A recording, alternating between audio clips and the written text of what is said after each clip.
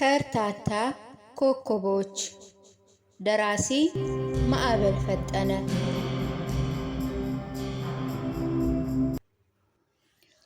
ክፍል 11 የሌሊት ጉባኤ። በምዕራብ ደቅ በኩል ምሽቱ ደንገዝገዝ ብሏል። የደቅ ጫካ ጨልማለች። አራዊቱ ቅጠል ለብሰው እንደ ልጫዋል ወፎች ተቃቅፈው ሊያጎላጁ ነብሮች በመንቀሳቀስ ላይ ነበሩ። ሆርና አራት አይናው ከጠቢባን መንደር ደርሰው ትልቁን ደወል ሲደውሉ ጠቢባኑ ከተሰወሩበት ብቅ ብቅ ማለት ጀመሩ። በመጀመሪያ ከጉባኤ ቦታ የተገኙት ደቀኛው ነበሩ። በደቂቅ ተዋናይ ዓለም ልብሱ ስጋ መልአክ የሚል ቅጽል አላቸው። ስውሩን ዓለም እንዳይናቸው ብሌን ይጠብቃሉ። የመናው ጋጋሪም ዳኛ ናቸው። ከዚያ ወይራው ቀጠሉ። በደወሉ ድምፅ ሁሉም ጠቢባን ተሰበሰቡ። ከየቅኔ ቤቱ ተውጣተው በስውሩ ዓለም የተሰገሰጉ ጠቢባን ደቂቅ ተዋናይ ሲሰበሰቡ ጉባኤው ጢም አለ። ጠቢባኑ ደቂቅ ተዋናይ ቦታቸውን እንደያዙ አራት አይናው ደወል የደወለበት ጉዳይ ለመግለጽ ከናፈራቸውን እያስተካከሉ ምላሳቸውን እያንቀሳቀሱ ተነሱ። ከዚያም ጠቢባኑ እጅ ነስተው ንግግራቸውን አስቀደሙ።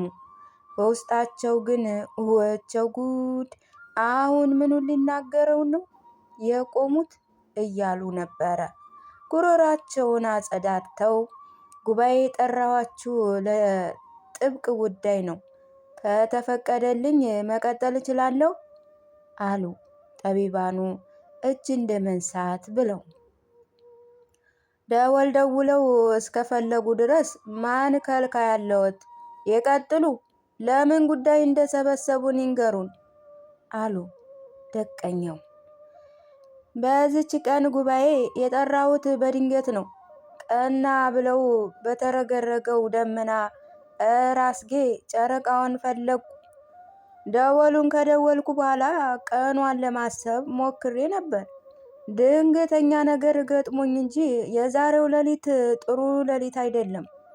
በአቡሻይር ቀመር መሰረት በዚች ሌሊት ጉባኤ ማድረግ ክልክል ነው።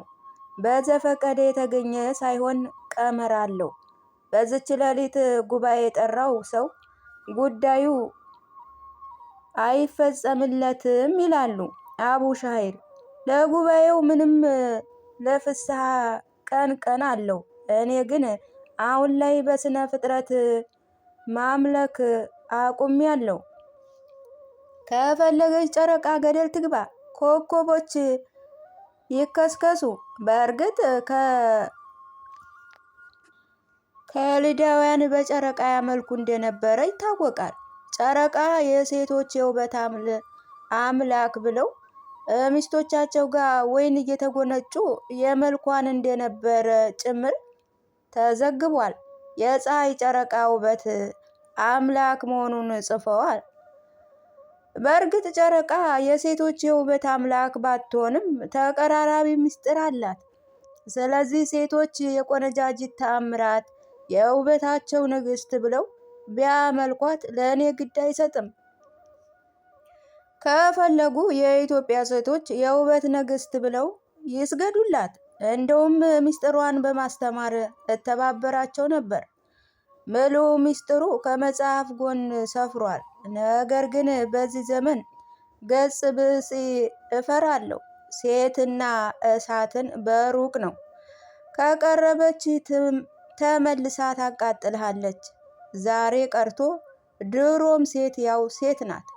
የሔዋን ልጅ ለእሳት እሷም ሔዋን ናት። ለእኛ ለሊቃውንት ግን አሉ አራት አይናው ቀለሙ ወደ ጠቢባን እየጠቆሙ። ለእኛ ለሊቃውንቱ ግን የጨረቃ ሌሊት ምልክታችን ሲሆን አይችልም። እንደ ሴት ለውበት ብለን ጨረቃን እናመልክም።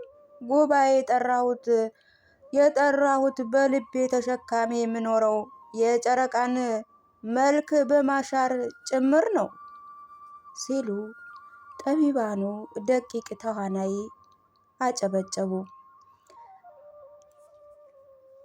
ከዛ በፊት ነገሮችን ሁሉ ከቀመር ጋር እያቆራኙ ጠቢባኑን ያበሽቋቸው ነበረ። ዛሬ ግን መለኪያውን ወደ ኋላ በማለታቸው የድጋፍ ጭብጨባ ቀጠለ።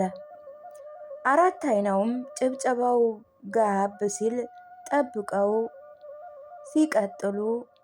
ሊቀጥሉ ሲሉ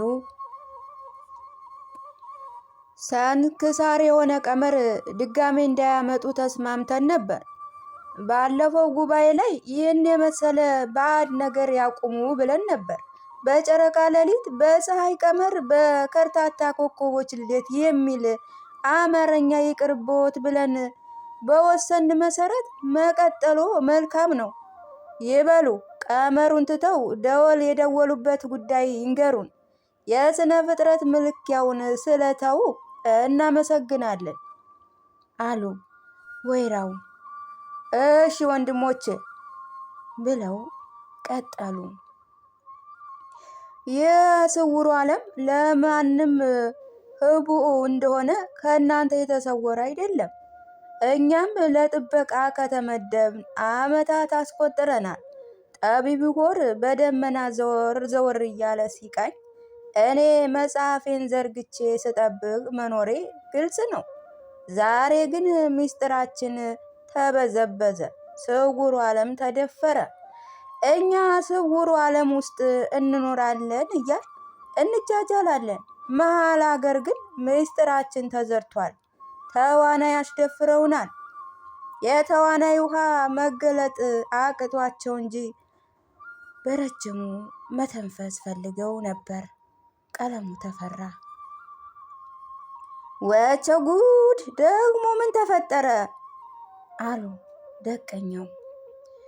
ምን ያልተፈጠረ ነገር አለ? ይኸውና በዛሬ ዕለት እኔና ወንድሜ ሆር ከስውሩ ዓለም በር ላይ ቁጭ እንዳል ሁለት የቅኔ ተማሪዎች የተዋናይ ውሃ ቀምሰው አጥሩን ጥለው ሰዋሪውን በጥለው ዘው ብለው ሲገቡ አይን ላይን ተገጣጠም። እኛ ባንገታቸው ኑሮ ከዚህ ድርስ ሰተት ብለው ሊገቡ ምንም አልቀራቸው ነበር ሲሉ ጠቢባኑ በድንጋጤ ክዋሉ። አራት አይናው ፈታ ወስደው አከሉበት። በእውነት ተደፍረናል። የቅኔ ተማሪዎች ደፍረውናል። ድሮም የቅኔ ተማሪ ሰይጣን ነው ይባል ነበር። ሐሰት የለውም። በተዋናይ ውሃ መከሰት ስውሩ ዓለም የተበረበረ። አሁንም በጽሞና እያሰቡ ቀጠሉ።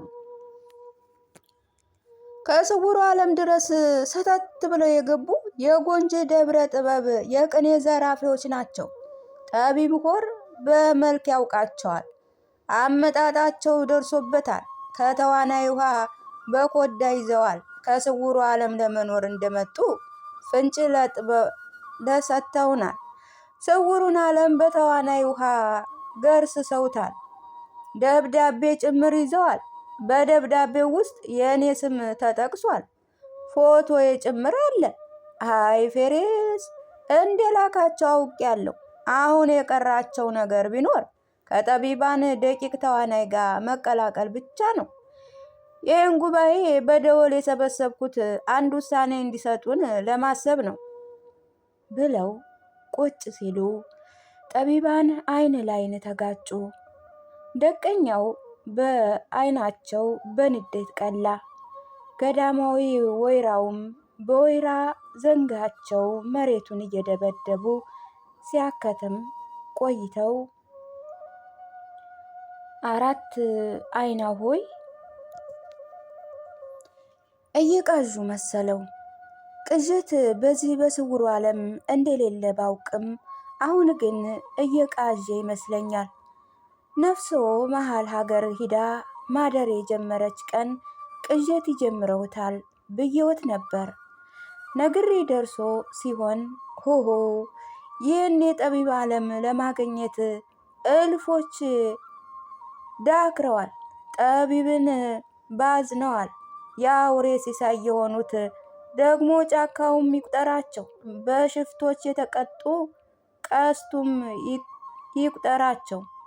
ያም ሆኖ ስንትና ስንት ጠቢባን ደክመው ሲያቅታቸው የተሰወረ ዓለም የለም ብለው ዘንተው ከስንት ፈላስፎች ዓይን ተሰውረው የቀሩ ዓለም እንደሆነ እርሱ ያውቃል። ጃንሆይ ሳይቀር በቤተ መንግስት ጠቢብ ወደዚህ ዓለም ልከው ሊደርስበት ያልቻሉ የጠቢብ ዓለም ነው። በዚህ ዘመን የትኛው ጠቢባን ነው ገልጦት የገባው? እስኪ ንገሩን። ስውሩ ዓለም ጠልቆ የሚገባ የቆሎ ተማሪ ተፈጠረ የምትለኝ ነገር እውነት አይመስልም ብለው ቁጭ ሲሉ አራት አይናው ሊያብራራ ከመቀመጫቸው ብድግ ሲሉ ደቀኛው ቀድሞ ተነሳ። በንዴት እንደጦፈ ገጻቸው ይናገራል። አይናቸው እንደ ሰካራም አይን ቀልቷል። ጭቅጭቅ በርበሬ በመሰሉ የገሞራው አይን ተካክሏል። ብድግ እንዳሉ ቀጠሉ። ደቀኛው እኔ ከርታታ ወደ መሃል ሀገር ዘወር ባለሁባቸው ቅርብ ጊዜያት የጠቢብ ሰዎች መሃል ሀገር እንዳሉ ተረድቻለሁ።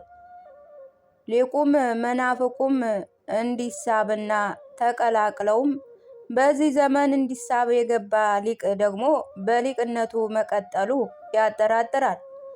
መንፈቅ ሳይኖር የገሚሱ በድሎት ከፊሉ በችግር ንፋስ ይመታል። ከሊቅነት ወደ ተራ ህዝብነት ይሸጋገራል። ከዓመት በኋላ ተራ ህዝብ ሆኖ ቁጭ ይላል። ይሄ በራሴ ጭምር ደርሶብኝ ነበር። ጥበቡ ቀርቶ የቅኔ ዜማ ልክ ይጠፋል። ማንኛውም ሊቅ እንጀራ ቢቀናው ድሎት ያዘንገዋል። ችግሩ ሊቀፈደድ ለቁራሽ ሲል ሊቅነቱን ረስቶ የሀብታም ኪስ ሊያመልክ ይኖራል። እኔ አዲስ አበባ እርግፍ አድርጌ የታውኩት በዚህ ነበር። ሊቅነቱን ሊሸራርፍ የቀደመ ስብዕናዬን ሲጋፋኝ አእምሮ የማሰብ አቁሙ ጨጓራዬ አሽል መፍጨት ጀመረ።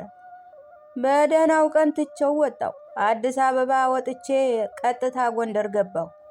ጎንደር ውስጥ ቁጭ ብዬ ለወራት በተመስጦ ሰጥሜ ሳሰላስል ሰነበትኩ።